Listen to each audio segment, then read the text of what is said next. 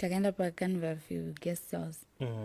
Then tasvika ipapo anga nema-test kits anga nawo. Then pakapera live atovhara live zvese. Ndopakauya kuinbox kwangu, of which inina angagara achindiziva kubva kudhara. Alright. Munhu anga akaika foni yangu ndikismo wandoita naye maskits. Nyaya iyi akaputika nditori naye. Zvandoda kutaura ndezvekuti 1 ndikamusendera message izvozvo kuti ndine mimba. Ari kuziva zvakaita. Ende ndiye munhu 1 wanda ndichidana naye panguva ine. Alright.